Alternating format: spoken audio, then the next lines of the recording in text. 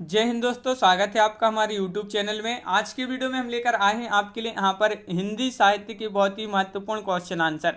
तो वीडियो को पूरा अवश्य देखना है। अगर आप चैनल पर पहली बार आए हैं तो चैनल को सब्सक्राइब कर लें, बेल आइकन दबाएं, ऑल पर क्लिक करें ताकि ऑल वीडियो की नोटिफिकेशन सबसे पहले आपके यहाँ तक पहुँचे। ज़्यादा से ज़्यादा वीडियो को शेयर करना है और वीडियो को लाइक करना ना भूलें। तो चलिए स्टार्ट करते हैं। आज का अपने यहाँ पर फर्स्ट क्वेश्चन पूछा गया है कि चिदम्बरा की रचनाकार कौन है। ये आपके लिए यहाँ पर बताना है कौन है इसके। तो बताइए, यहाँ पर क्वेश्चन नंबर 32 से स्टार्ट किए हैं आज यहाँ पर। तो चिदम्बरा की रचनाकार पूछा है तो आपका सही आंसर होगा विकल्प नंबर यहाँ पर बी यानी कि पंत आपका यहाँ पर राइट आंसर है। क्या है राइट आंसर? पंत आपका सही आंसर। ये क्वेश्चन जो है आपके किसी न किसी एग्जाम में ये पूछे गए हैं। पिछली परीक्षा में ये क्वेश्चन आपके टीजीटी पीजीटी परीक्षा में पूछे गए हैं। क्वेश्चन नंबर आपका यहाँ पर 3 पूछा है। 33वां क्वेश्चन पूछा है कि पंत की ग्राम्य कृति का संबंध है तो ग्रामीण परिवेश से, कल्पना, लोक से, प्रगतिवादी दृष्टि से या नई कविता से। किससे संबंधित है? ग्राम्य पंत जी की कृति है और आपका सही आंसर है ये है ग्रामीण परिवेश से संबंधित है। तो विकल्प नंबर 1 आपका यहाँ पर सही आंसर है, बिल्कुल सही। क्वेश्चन नंबर आपका 34 पूछा है कि लोकायतन के रचयिता कौन है।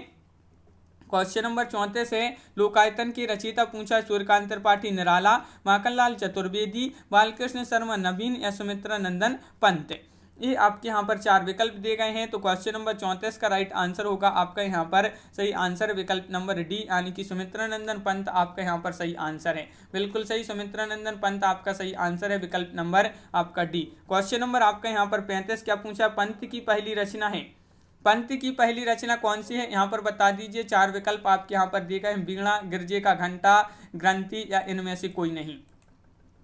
तो आपका यहाँ पर राइट आंसर है विकल्प नंबर सी यानी कि गिरजे का घंटा आपका यहाँ पर विकल्प नंबर सी राइट आंसर है। 35 का बिल्कुल सही, विकल्प नंबर सी जिन्होंने बताया है उनका सही आंसर होगा। क्वेश्चन नंबर 36 यहाँ पर पूछा गया है आपसे, क्या पूछा गया है तो देख लेते हैं। क्वेश्चन नंबर 36 सुमित्रा नंदन पंत की प्रसिद्ध कविता है परिवर्तन उनकी किस काव्य संकलन में सर्वप्रथम प्रकाशित हुई थी। तो गुंजन में, पल्लव में, ग्राम्या में या युगांत में। वह कौन सा काव्य संकलन है जिसमें सर्वप्रथम जो है प्रकाशित हुई थी कविता परिवर्तन। तो आपके यहाँ पर क्वेश्चन नंबर 36 है, महत्वपूर्ण क्वेश्चन है। 2012 में ये आपका जीआईसी प्रवक्ता परीक्षा में ये क्वेश्चन पूछा गया और सी राइट आंसर है यानी कि पल्लव आपका सही आंसर है। पल्लव आपका सही आंसर है, बिल्कुल सही। पल्लव में सर्वप्रथम प्रकाशित हुई थी। तो क्वेश्चन नंबर आपका यहाँ पर 37 देख लेते हैं क्या है। अरविंद दर्शन से प्रभावित हिंदी के कवि हैं तो वह कौन है कवि? जयशंकर प्रसाद हैं, सुमित्रा नंदन पंत हैं, निराला हैं या मैथिली शरण गुप्त हैं। तो वह कवि आपके लिए यहाँ पर बताना है जो अरविंद दर्शन से प्रभावित हैं। तो 37 का आपका जो सही आंसर है वह कमेंट में बताइए क्या होगा राइट आंसर। महत्वपूर्ण क्वेश्चन पूछा गया है। अरविंद दर्शन से प्रभावित हिंदी के कवि जो है सुमित्रा नंदन पंत हैं। कौन है? सुमित्रा नंदन पंत आपका यहाँ पर राइट आंसर होगा, बिल्कुल सही राइट आंसर है आपका यहाँ पर। क्वेश्चन नंबर आपका 38 क्या पूछा गया है देखिए। 38वां क्वेश्चन है इनमें से कौन सा कवि अपने रचना काल के अंतिम दौर में प्रगतिवाद के भौतिक दर्शन के साथ साथ अरविंद दर्शन से प्रभावित हुआ। तो यहाँ पर क्वेश्चन नंबर है अपना 38 और 38 का सही आंसर है 2017 जीआईसी प्रवक्ता परीक्षा में पूछा गया क्वेश्चन है, बी राइट आंसर है यानी कि सुमित्रा नंदन पंत आपका यहाँ पर सही आंसर होगा। सुमित्रा नंदन पंत जिन्होंने बताया है उनका सही आंसर है, बिल्कुल सही। क्वेश्चन नंबर आपका यहाँ पर पूछा गया है आपका 39 अपनी काव्य जीवन के उत्तर में अरविंद दर्शन से प्रभावित जो कवि हैं वह सुमित्रा नंदन पंत है। ये क्वेश्चन आपका यहाँ पर डबल हो गया। इसी तरह की आपके जो है घुमा घुमा कर इस तरह के क्वेश्चन पूछे गए हैं, हर बार अलग अलग बार ये आपका क्वेश्चन पूछा गया है। तो देखिए यहाँ पर खालिस्तान अरविंद दर्शन से बहुत ही जो है प्रभावित थे। देखिए तो इस प्रकार का भी आपका क्वेश्चन पूछा गया और 2015 में। तो ये भी आपका महत्वपूर्ण क्वेश्चन है, कौन थे प्रभावित। तो आपका राइट आंसर है सुमित्रा नंदन पंत, बिल्कुल सही।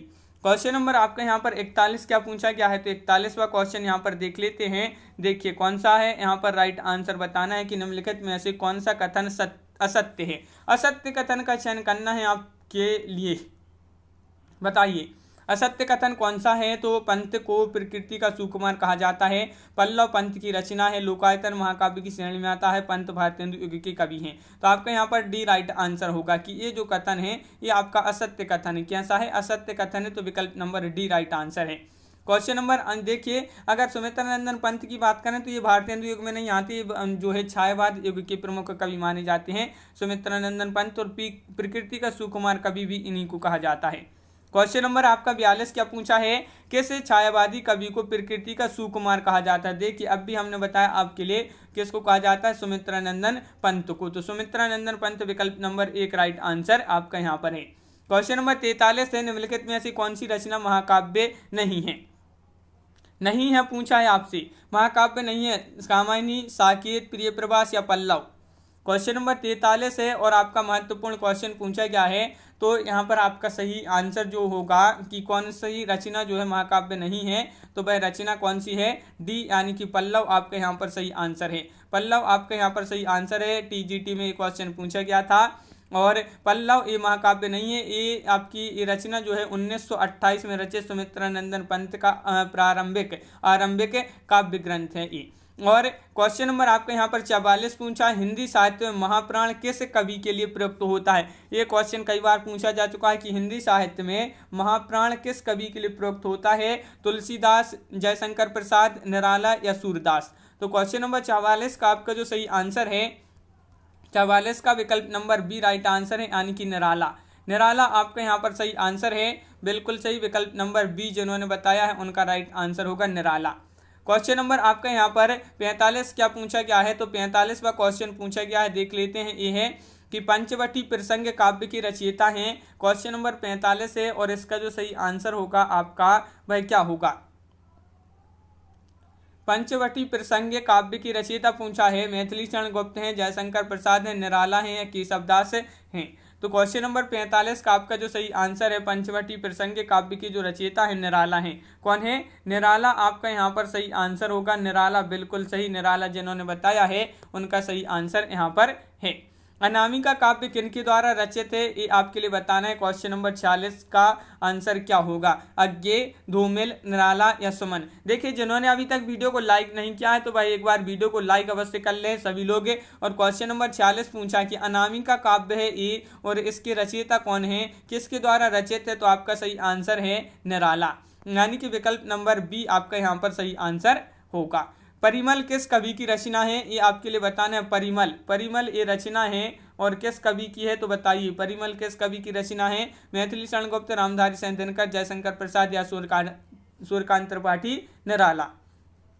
तो आपका यहाँ पर सही आंसर है आपका 47 का निराला आपका राइट आंसर है, बिल्कुल सही, यानी कि सूर्यकांत त्रिपाठी निराला जी की रचना है परिमल।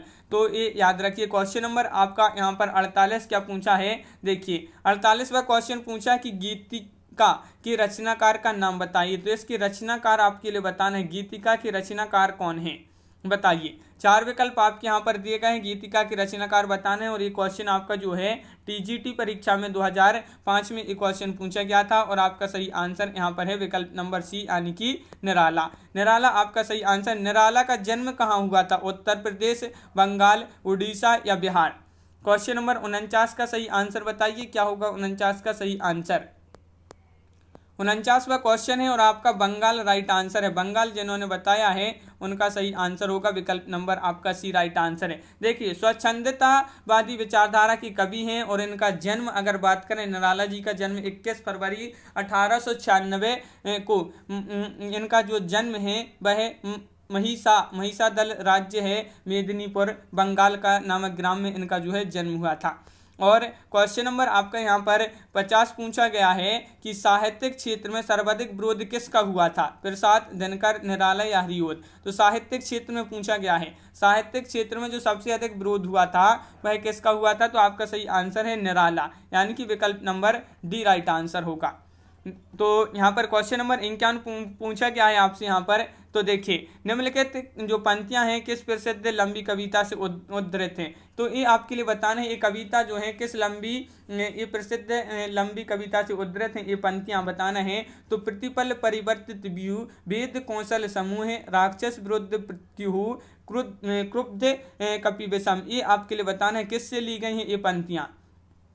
तो ये ली गई हैं किससे, राम की शक्ति पूजा, यानी कि विकल्प नंबर 1 आपका यहाँ पर सही आंसर होगा। राम की शक्ति पूजा आपका राइट आंसर है, बिल्कुल सही। क्वेश्चन नंबर 52 देख लेते हैं यहाँ पर क्या पूछा गया है। क्वेश्चन नंबर 52, निराला की निम्नलिखित कविताओं में से कौन लंबी कविता नहीं है। देखिए लंबी कविता नहीं पूछा है आपसे यहाँ पर, नहीं में भिक्षुक, सरोज स्मृति, कुकुरमुत्ता, राम की शक्ति पूजा। क्वेश्चन नंबर 52 का राइट आंसर बताइए। महत्वपूर्ण क्वेश्चन पूछा गया है और लंबी कविता नहीं है पूछा है, तो आपका सही आंसर है भिक्षुक। भिक्षुक जो है ये आपका राइट आंसर होगा, विकल्प नंबर आपका एक यहाँ पर सही आंसर है, भिक्षुक राइट आंसर है, बिल्कुल सही। निराला की बादल राग कविता जो है, बादल राग कविता का संबंध है छायावाद सौंदर्य से, प्रगतिवादी चेतना से, प्रकृति के सौंदर्य से या प्रयोगवादी चेतना से। तो क्वेश्चन नंबर है आपका यहाँ पर 53 और 53 का जो राइट आंसर है वह आपको बताना है कि निराला की बादल राग कविता का संबंध है किससे है। तो आपका यहाँ पर सही आंसर है विकल्प नंबर डी, प्रकृति के सौंदर्य से। प्रकृति के सौंदर्य यानी कि विकल्प नंबर डी आपका यहाँ पर सही आंसर है, बिल्कुल सही। क्वेश्चन नंबर आपका यहाँ पर 54 पूछा गया है। क्या पूछा है क्वेश्चन नंबर 54 की बादल राग की रचयिता हैं। बादल राग की रचयिता आपसे यहाँ पर पूछा गया है, बादल राग की रचयिता कौन है। तो प्रसाद, निराला, पंत, महादेवी वर्मा, तो सभी के लिए पता है ये जो है निराला की रचना है। बादल राग किसकी रचना है, निराला आपका यहाँ पर सही आंसर होगा। बहुत बढ़िया। क्वेश्चन नंबर आपका यहाँ पर 55 क्या दिया गया है तो वह देख लेते हैं। क्वेश्चन नंबर 55 आपका ये रहा कि देख जीवन जो पाता ही आया विरोध। तो देख जीवन जो पाता ही आया है विरोध पंक्ति में किसके जीवन सत्य की अभिव्यक्ति मिलती है, ये आपके लिए बताने क्वेश्चन नंबर 55 में बताइए। क्वेश्चन नंबर 55 का सही आंसर क्या होगा, चार विकल्प दिए गए हैं और 55 का आपका बिल्कुल सही आंसर है यहाँ पर विकल्प नंबर 1 सूर्यकांत त्रिपाठी निराला। सूर्यकांत त्रिपाठी निराला आपका सही आंसर है, बिल्कुल सही। मुक्तक छंद की प्रेरणा जो है वह कौन मानी जाती है, निराला, जयशंकर प्रसाद, नागार्जुन या महादेवी वर्मा।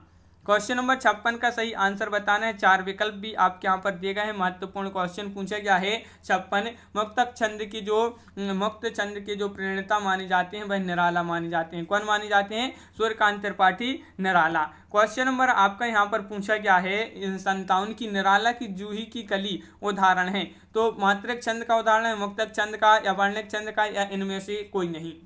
क्वेश्चन नंबर 57 का राइट आंसर बताइए। चार विकल्प आपके यहाँ पर दिए गए हैं और ये जो है महत्वपूर्ण क्वेश्चन आपसे यहाँ पर पूछा गया है। तो जूही की कली उदाहरण है, एक निराला जी की रचना है और मुक्तक छंद का उदाहरण यानी कि विकल्प नंबर सी आपका राइट आंसर होगा, बिल्कुल सही। विकल्प नंबर सी राइट आंसर है। क्वेश्चन नंबर आपका यहाँ पर पूछा है, क्या पूछा है 58, रबड़ छंद या केंचुआ छंद किस कवि की कविताओं को लक्ष्य कर कहा गया है, ये दिनकर, निराला, धूमिल या मुक्तिबोध।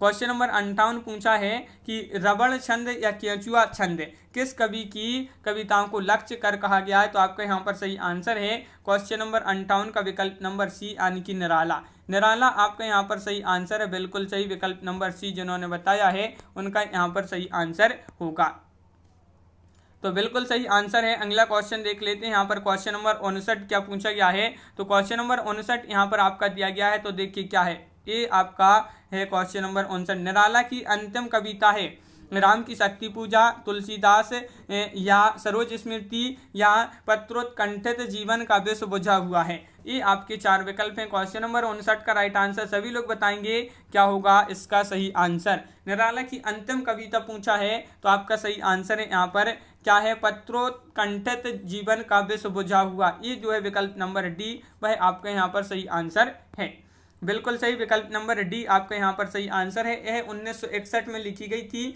और पत्रोत्कंठित में ये है एक पंक्ति है, कौन सी है, सिद्ध योगियों जैसा या साधारण मानव ताक रहा है भीष्म सरों के कठिन सेज पर। क्वेश्चन नंबर आपका 60 क्या पूछा गया है यहाँ पर, प्रिय स्वतंत्र राव अमृत मंत्र नव।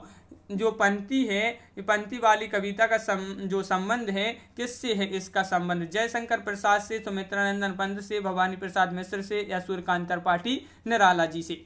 तो क्वेश्चन नंबर आपका यहाँ पर 60 है और 60 का जो सही आंसर है वह है आपका यहाँ पर राइट आंसर 60 का विकल्प नंबर आपका यहाँ पर क्या होगा राइट आंसर, तो बिल्कुल सही 60 का डी राइट आंसर है यानी कि सूर्यकांत त्रिपाठी निराला जी से ये पंक्तियां संबंधित हैं, तो विकल्प नंबर डी राइट आंसर होगा। इस प्रकार अपने यहाँ पर बहुत ही महत्वपूर्ण क्वेश्चन कंप्लीट हुए। कैसा लगा ये वीडियो आप कमेंट में जरूर बताएं। अगर आप चैनल पर पहली बार आए हैं तो चैनल को सब्सक्राइब कर लें, बेल आइकन दबाएं, ऑल पर क्लिक करें ताकि ऑल वीडियो की जानकारी आपके यहाँ तक पहुँचे। ज़्यादा से ज़्यादा वीडियो को शेयर करना है और वीडियो को लाइक करना ना भूलें। तो आज की वीडियो में बस इतना ही। सभी के लिए बहुत बहुत धन्यवाद। सभी के लिए जय हिंद।